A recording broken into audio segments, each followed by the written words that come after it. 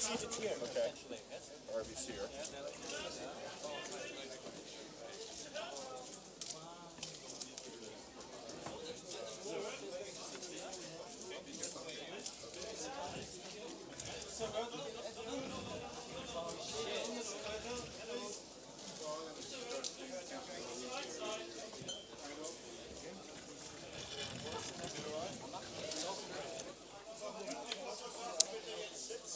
So, ich darf jetzt um Ruhe bitten. Could you please get lined up?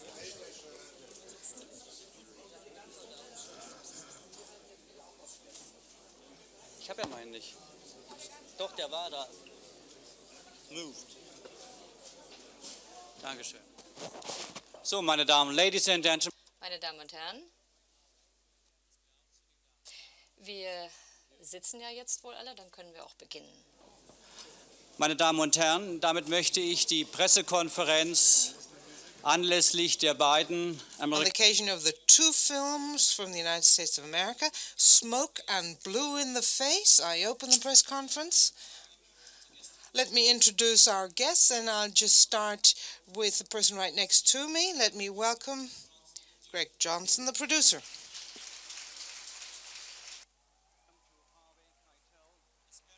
Welcome to Harvey Keitel.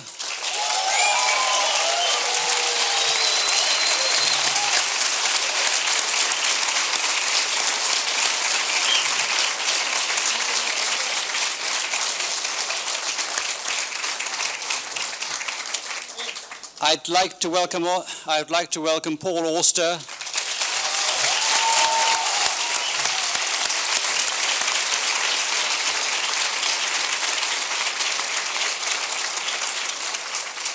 Wang.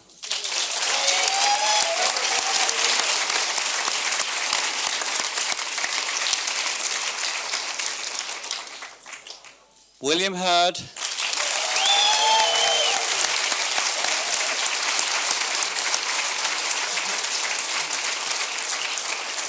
And two more producers, Peter Newman and Miss Hisami Kuroiwa.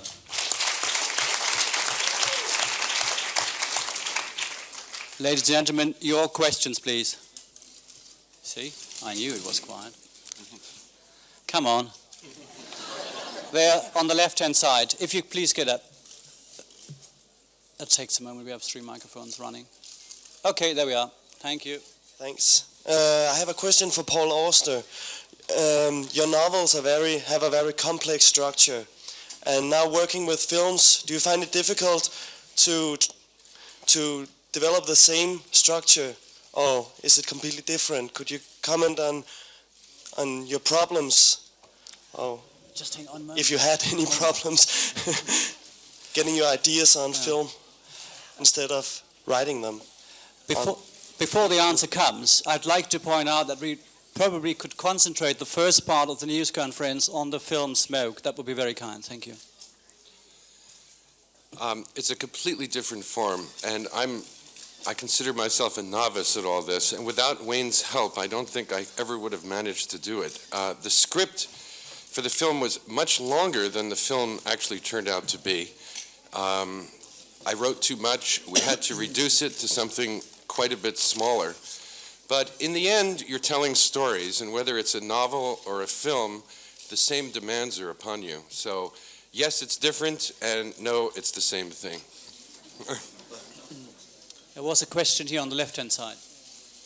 Question goes to Mr. Auster as well, to Mr. Wang. I would like to know how far was the film Smoke inspired by, to my point of view, similar films like Lawrence Kasdan's Grand Canyon or Robert Altman's short stories. Could you tell me something about this?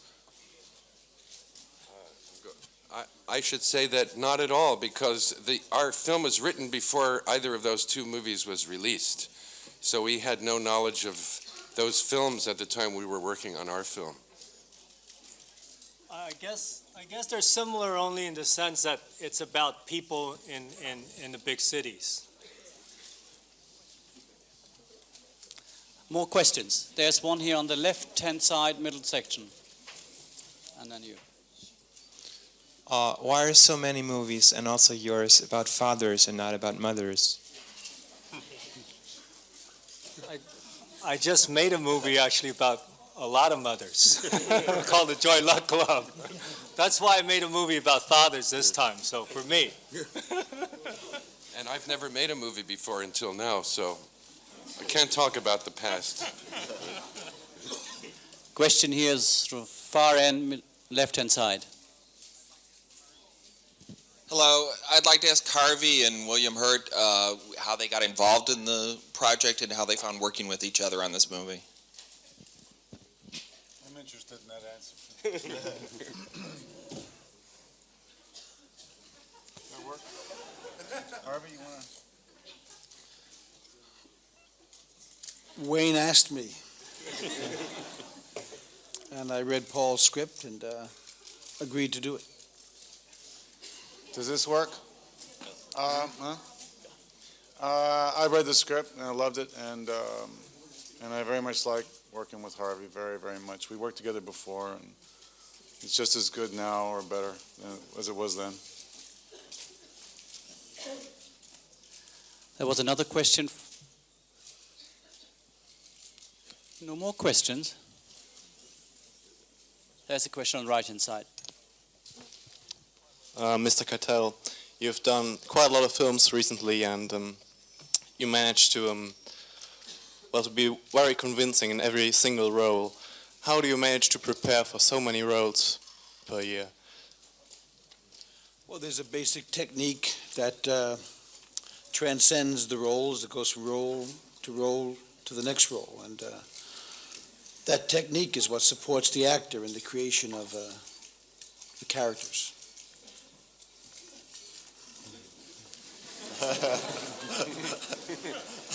So simple. Okay, there's a question on the right-hand side. Would you like to have a follow-up question? Okay.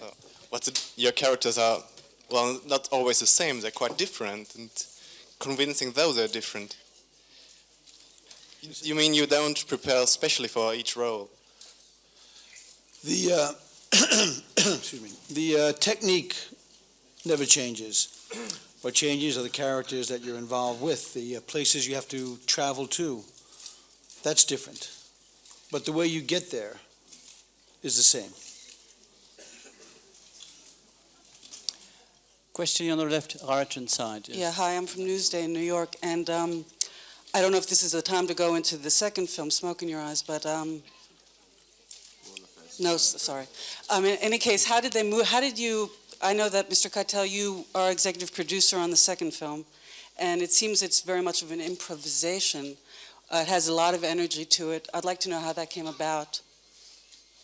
Were you prepared for it?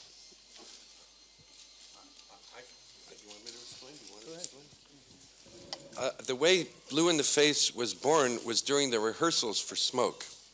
And Harvey came in with a number of the other actors he was going to work with, the people who hang out in the cigar store, Giancarlo Esposito and some of the others. And just to warm up, they began improvising. And what they did was extremely funny. And Wayne, to my right, laughed so hard, he said in a burst of enthusiasm, I think we should make another movie when Smoke is finished with you guys in the cigar store and do it totally off the cuff, improvised. And our kind producers, Greg Johnson and Peter Newman, got wind of this idea, and the movie managed to get made from those feeble starts. And well, maybe let me just say one thing real quick to kind of set the background for both of these two films. These two films both started in very, very small, simple ways. I started one Christmas reading a short story, a short Christmas story that Paul wrote that was published in the New York Times.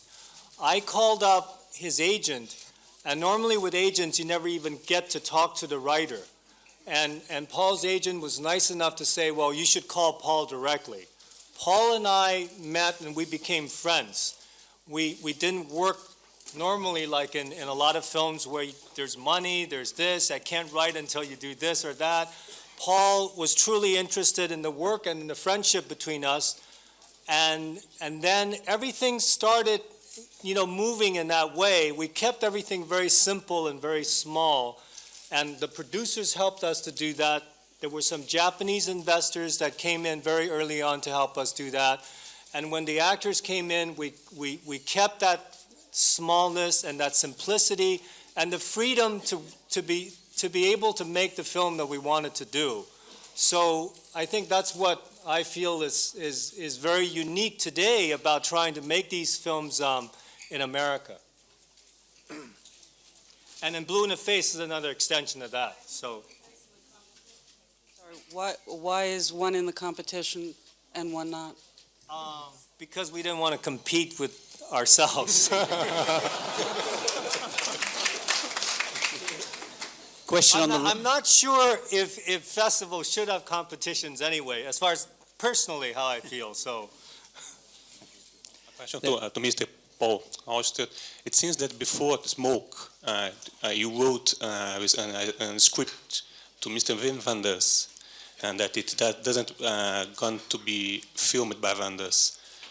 Can you talk a bit what happened with that script? No, I never wrote a script. Wim and I talked about doing something together, but we never did. And we remained good friends. Question here on the left-hand side, on the staircase. I think it was very interesting. You said that this film was made with very small from the beginning, because much of the theme is that money is not all in the world. Can you? Is that also what you wanted to show in the film? And can you tell us some more about your thoughts about art and money and filmmaking? It's for both the author and the producer. Or yeah, well. And also the actors too. Yes. Because all the actors did. I mean, this film was also possible because the actors also did it for very little money. So. In the film itself, money is important. Money is important in the world, but it's not the only thing that's important. And of course, we live in a civilization, Germany, America, together as part of the Western world, in which money dominates our every waking thought. I suppose part of the film is about the uses to which money can be put, but it's not necessarily endorsing the importance of money. It takes money to make movies also, but movies don't have to cost $150 million to be good. All that money, even a small movies like the ones we made, cost because there's so many people working on them. There are literally dozens and dozens of people working their heads off 12 hours a day for very little, finally. But when you add up the payroll, it comes to quite a bit. And that's why we were lucky to have, I think, such supportive producers, both Mr. Zecchi from NDF and Peter and Greg and Hisami, who are here. They really stood behind us from the very beginning and made it all possible. Paul, can I just want to add that, Wayne, when talking about money, Wayne had come from the outer reaches of the independent film movement, where we all struggled to get movies made, and had finally enjoyed a tremendous commercial success with the Joy Luck Club, and for the first time could have done any movie he wanted. Hollywood was throwing all kinds of offers at him. And in fact, Wayne walked away from a $30 million movie to do this one. And when we as producers came to him and said, what's most important to you about this movie? He said, well, there are only two things. Number one is I must have enough shooting days because we've got to get the performances right. But the other thing is that there has to be an underlying spirit of fairness among everyone in the production. And Wayne, from the way he shared duties with Paul, it's almost unheard of that a screenwriter, especially a first-time screenwriter, is on the set. Paul and Wayne were partners. They worked everything out together. Wayne and Paul were very generous about sharing everything, not only with the stars, but with all the actors and all the employees. And if the picture seems like there's a feeling of honesty and hopefully decency in it, it's because we all did have a spirit while we were making the movie that something very honorable and decent was happening. So that's where the money was going on that movie. If I can add, it's extraordinarily easy to make a good picture with creative people like this. The producing job on this picture was as simple as it could possibly be, because we had the strength on the creative side. We had great stars. We had great support from Miramax, financially and otherwise, to get it done. It was an easy job for the producers. I'd like to add one thing. If we're going to consider ourselves to be part of the independent film movement, I think we have to stop using that word stars.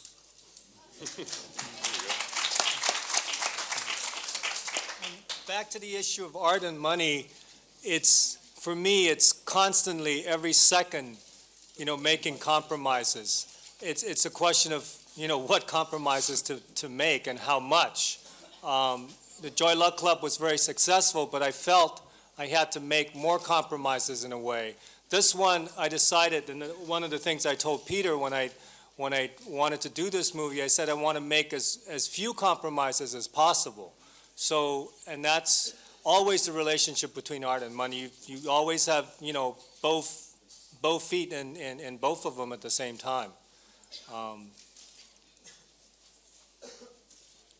There's a question sort of more or less far there. Yes, there we are. I have two questions. One for Mr. Keitel.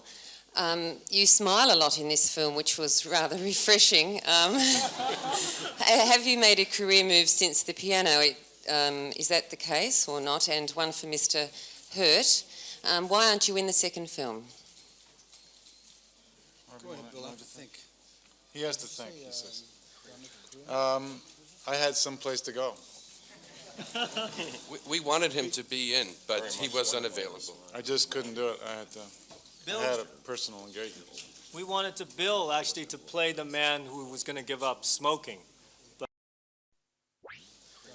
I had someplace to go. We wanted him to be in, but he was unavailable. I just couldn't do it. I had a personal engagement. We wanted Bill actually to play the man who was going to give up smoking. But Okay, we had a question here on the... All right, take this gentleman then. There's a Harvey question? Sorry, yes. I didn't understand the end of your question. You smile a lot. Hello? Is this a deliberate career change you've made since the piano? Not to play tough, hardened cops and to smile a lot more and perhaps be a bit more romantic in the piano? Well, no, on both scores. I mean, just these films are a result of my own journey through the life. There's no thought to do this role or that role because of a career, only because of my own interest in living. Do you have any more police roles coming up, or what are your future plans? What sorts of roles have you got coming up for the next few films? Well, there's one that I did with Theo Angelopoulos, which is called The Gaze of Odysseus. One I did with Spike Lee called Clockers.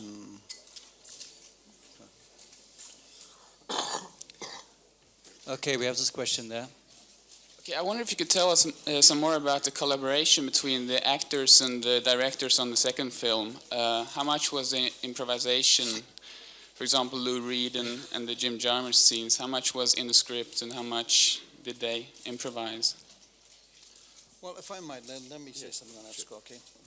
I feel I have to pay homage to a lot of the teachers I've worked with and actors whom I've studied with.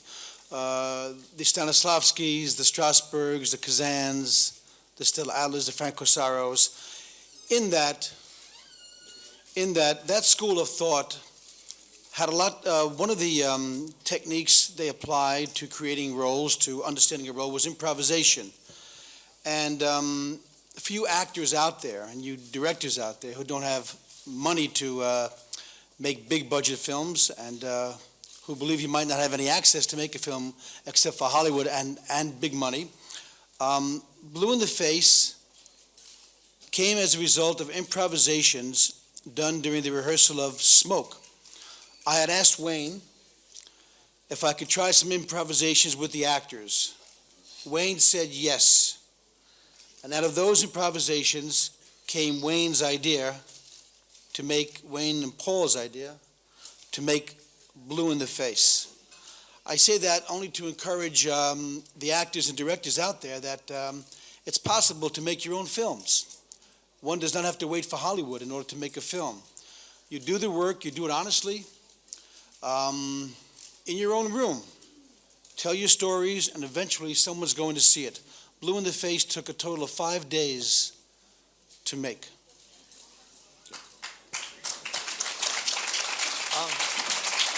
I just want to say something. On the other hand, the contrast is Smoke, which was actually a very detailedly scripted movie, with me working for the first time with Harvey and Bill, and I learned a lot from that whole process. In that, it's a process about finding the truth of the characters rather than improvising. And that's also something very interesting that maybe Bill would like to talk about a little bit. Because I really learned a lot from this. I have no theater background. It's the first time I'm working with good actors like they are. So, I think my life's work is to try to reinstitute rehearsal into film. I mean, the number of times in the last 20 years that people have promised me rehearsal time and reneged on the promise is almost all the films I've made. In this case, we were listened to, and there was a wonderful room. It was a private place, and we went into this big room in an old church, and the sets, were taped out the way they're supposed to be, so you have some idea of the space in which your character is living. And we began to discuss character. I don't think we had what I would call a complete rehearsal period. As Stanislavski said, I think you have to have 42 days just to structure. But we sure gave it a shot. And from that, just that effort, even though some of the poignance in the film probably is a result of the sincere, but almost, the light rehearsal effort that was made. The authenticity of that reads, and we had a lovely script, we have, the word was important, and we could structure the characters around those words, with what little time we had. And because that time was used well, what little we had, you come up with something that's real. I would have loved to have gone on in Blue in the Face. I would have loved to, and I saw what was happening in rehearsal. I saw what was happening when we shot the scenes in the the smoke shop.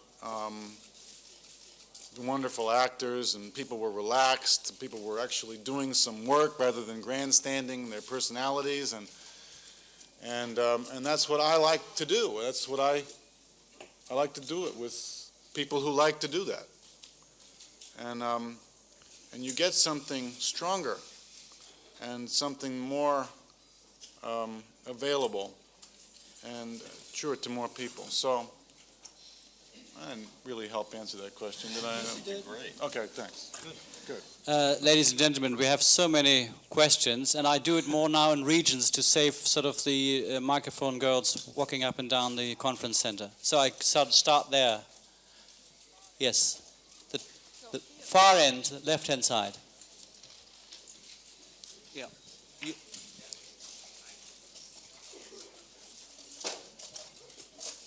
And maybe only one question, thank you. Right. The second movie seems to be an ode to Brooklyn. Blue in the Face, a celebration of what it is about Brooklyn. I'd like to ask the actors, the director, and the writer, could Smoke have taken place only in Brooklyn? Is it something specifically a Brooklyn story, or is this perhaps like Chekhov, this could be characters in any city, any town?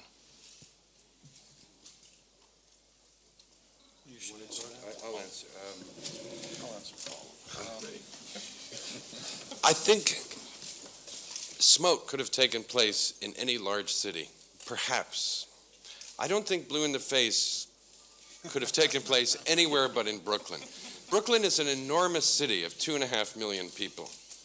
I mean, it's almost as big as Berlin, but nobody really knows about it.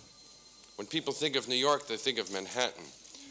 It's an enormously diverse world with so many cultures and religions and ethnic backgrounds all mashed up together in this one place. So many immigrants, people new to America, starting out a new life there, that there is a very crazy kind of energy in that city, which in my experience doesn't resemble any other place, and certainly no other place in the United States.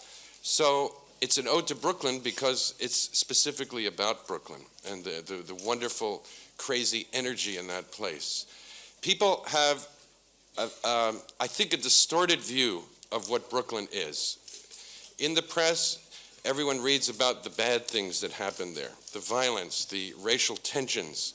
And yes, all that exists, and there's terrible poverty there, there's terrible violence there. But by and large, on an everyday level, things work. People tend to get along with each other in ways that are quite remarkable. And that's what we wanted to celebrate in this film. Everyone's yelling at each other all the time. They're always in each other's face. There's nothing but conflict and contention. And yet, there's an underlying human warmth. And I think that captures something about the spirit of that place, Brooklyn. So one more question in that region there. I have a question for Mr. Wang. You've been making films about Chinese in America, and these two are totally not. Do you see any differences or similarities? Thank you. Well, I just wanted to make a movie about people this time.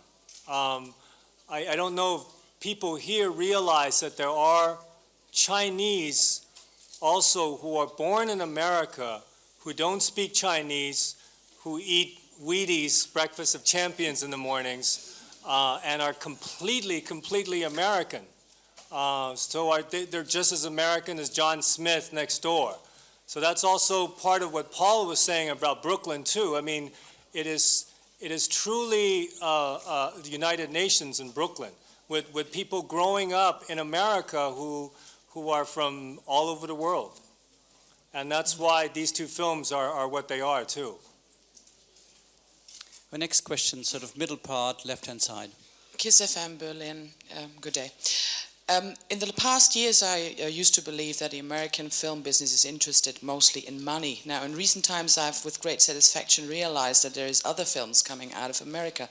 Mr. Wang, is there any creative pool between filmmakers and actors to increase storytelling, like in the traditional film way, going back to storytelling rather than special effects or any effective blockbuster productions which have no story at all? Is there a creative pool between actors and filmmakers to increase that movement? And the second question would be, is the film, the major... Sorry. Well, it goes along with that. Is major film industry influenced by that new stream that comes out of America? Thank you. Well, I think there's always going to be a pull from certain directors and obviously from actors to go back towards storytelling and words and acting rather than special effects. But they are harder to sell, they don't make as much money, so in the end they have to be made for less money. But I think they will always survive and they'll always be there. I mean, storytelling is very powerful and it will always be there. I just want to add that at present there's a tremendous amount of confusion and fear in the American film business because things that the studios took for granted that always used to work, that they could slam down people's throats, just aren't working anymore. And the amount of dollars they're putting at risk per movie are so extraordinary that I think a lot of these committees that are trying to figure out what movies to make are looking towards the success of smaller movies and trying to figure out how to expropriate them for a larger scale audience. But again, I'm not sure that the studio can make this kind of movie, and there's no reason our movie should have cost more than it did. And I think the very smallness of it is what makes it so intimate and honest. Well, we shot it in New York City, and when all is said and done, it's between $5 and $10 million. Oh, right. So we have It's a question. amazing that a film like Waterworld, which is going to cost over $160 million, that something like they could have made, 16 to 20 of these movies. Okay. Next question. Well, I think it's a little strange that movie making is from now on all about friendship and hard work and all this, what you've been telling us. Mr. Newman even said it's got to be honorable and decent. I mean, are these the values to be attributed to filmmaking from now on, which strikes me as rather strange. I mean, they're low-budget movies, they're really a bore, and they're a lot, and you can see them at this festival. So I don't think, is there either work or special effects? Somehow not true. No, and those words that I use can sound very pretentious, and I regret saying them, except I mean them in this one case. And I've done many movies where the people did not feel there was a sense of fairness and decency about what the material was and the way everyone interacted on the movie. It just so happens that in this case, I think there was honesty. I think Paul's words are very honest. And, there was no cynicism or sarcasm. We weren't looking to do something dark for the sake of being dark. This movie had an underlying warmth to it. And we're not embarrassed by it, I don't think either. Well, and also I think, making a movie is so hard. It's so important, at least behind the scenes, for people to believe in the same thing and be really honest and try to be good people. I don't care, what you say, all right? The movie itself isn't all about, kindness or honesty or whatever. I mean, people lie, people steal, people are killing each other. In the end, there is a certain connection between people, and that's important. I mean, what I find, recently I just saw Red, and what I find very touching in that movie is at the end, I mean, this is supposedly maybe his last film, but this very cynical character at the end of the film actually cried because he saw some kind of humanity in people. And, I mean, I don't care how much, films, people think, I mean, if films have to be great, they have to be about terrible things. I don't believe in that. Next question there. In Blue in the Face, there are several people that make statements directly to the camera, except from the actors within the shop. Though there is one scene with the boy that works in the shop where he comes with a statement, or he tells his story about making love and marriage. Was that a result from improvisation, or did you plan that he had to look in the camera in this scene? We put him in that spot because we wanted to talk to him, but we didn't know what he was going to say until he said it. Most of the film is improvised, as someone suggested. What we started with was situations that were mostly thought of in the back seat of a car. Every night, Wayne and I would be driving home from the dailies, watching Smoke, and just throwing out ideas at each other. And once we figured out what situations we wanted to use, I just typed them up in a matter of hours. There was no great work put into the writing of them. And then they were given to the actors, and I met with the actors privately. Wayne met with the actors. We discussed what they were going to do. But when we went in to shoot the film, there was no script and no one had rehearsed. So everything was happening for the first time in front of the camera. So they have a question here on the left-hand side. I have Up a the window, question. but- Yeah, I have a question for Mr. Auster. It's dealing about you as a script writer and a director. How did you felt creating characters in the first film and watching them escaping in the second film? Because even the author, the one who played the author, was escaping you. You were unable to interrupt them. I don't quite understand the question. The author who was escaping you in the Blue in the Face. The author who was escaping me. Yeah. I don't understand. Yeah. The reason why I wound up directing some of Blue in the Face is very practical. Wayne got sick, and he couldn't come to the set. I was so scared. I basically backed out. No, I'm kidding. So we did the first day together. It was very hot, and smoke ended on a Friday, and we started shooting Blue in the Face the following Monday. It must have been 100 degrees in New York at the time, which is, 40 degrees centigrade? Something like that. And Wayne just couldn't get through it after that first day. And so I got the call that evening from Peter that, well, someone was going to have to do it. So everyone looked at me, pointed their fingers, and that's how I became a director. I just want to mention that the transformation of Paul Auster from respected novelist to screenwriter was nearly complete when we decided that we were going to add a dance number to Blue in the Face, and Wayne was still sick, and we went up to rehearsal, and I opened the door, and here was a man who, this respected novelist, he was leading a conga line of cross-dressers and choreographing a dance number with RuPaul, and I said, it's unbelievable what we've made Paul Auster into. We've taken this respected novelist, and he's leading a conga line and choreographing it. I guess I ran off to the circus. We have a little problem now. We are gradually running out of time. If you can put very short questions, okay. Now we go over there to this gentleman with glasses. All right, he hasn't got glasses. Ja, ich möchte wissen, wie viel beide Filme, Yes. jede Einzelfilme gekostet hat. Ja. Und wie haben die beim Publikum funktioniert? Soll ich wiederholen? Ja. Wie viel jede der Filme gekostet hat?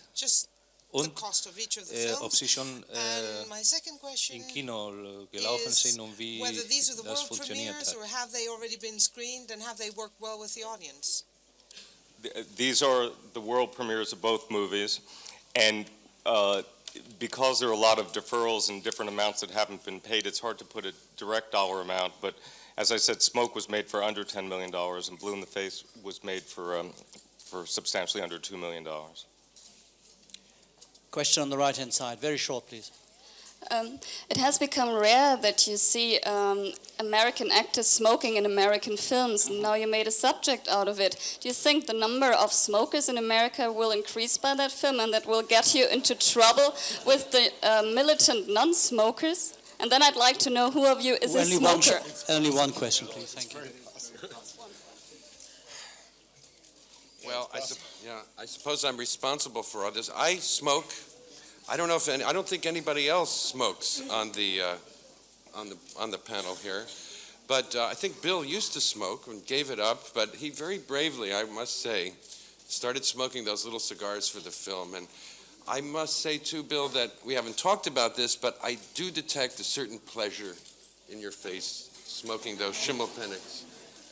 Mixed. But people smoke. We weren't endorsing smoking or criticizing. It's just a fact of life. No matter what people want to say, people smoke, even in America, and especially in Brooklyn. Question on the left-hand side. Can I add something? Just one second. Can I add something to that fellow there who asked that question about the oversimplification of cheap films and expensive films? I agree with that. I just want to jump in with this because I think it is a decent question. You know, films are not good because they don't cost much. They're not good because they cost a lot. And morality or honesty or niceness are not, homogenizing things in niceness is not necessarily ethical either. So I just want to say I respect that question. Excuse me. Okay. Very short question. Quick question for Paul Auster, Minneapolis Trib. Why would Mr. Auster, after about 12 novels, want to even switch gears and get into the film business? And what are plans? Are these to stay into film or to get back to writing? Why I got into it was because Wayne asked me, and I like Wayne, and I wanted to work with him. And secondly, I have no future plans to work in the movies, and I'm getting back to working on a novel now. Question here on the right-hand side, middle section. Okay, time's running out. Mr. Auster, you have that one scene where the violins come in, where Wang is considering selling the cigar store and change it into a food store. Would you think that this kind of neighborhood is vanishing in Brooklyn? Yes, it's hard to maintain this kind of small, intimate communities, but they exist. And they're there. The neighborhood we shot the film in is one of those kinds of neighborhoods. But people have to work very hard to maintain it. And I think there is, remarkably enough, in many of these little simple neighborhoods in Brooklyn, a pretty good civic spirit. People care about keeping things going there, not letting it go to hell. But there are ruined places in Brooklyn, too. A very quick question on the left and the last one then on the right, okay? I have a question directed to Harvey Keitel. I've seen a lot of films recently. This question goes to Harvey Keitel. I saw a number of films with you recently, and it occurred to me that this is the first film in a long time where intelligence is coupled with brutality. Do you rather play in films? What do you think about this question? Recently we've seen a lot of brutality in films. This is the first time it's not coupled.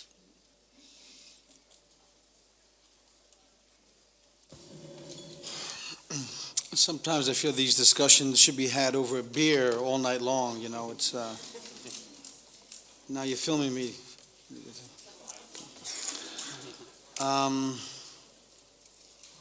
Well, I don't think those other roles were, nothing I've been involved in did I get involved in for the brutality of it.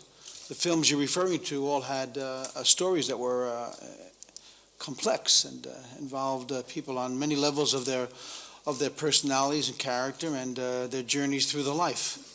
So for me, there's been no beginning in brutality and switching over to niceness, or being in niceness and looking to switch over to brutality.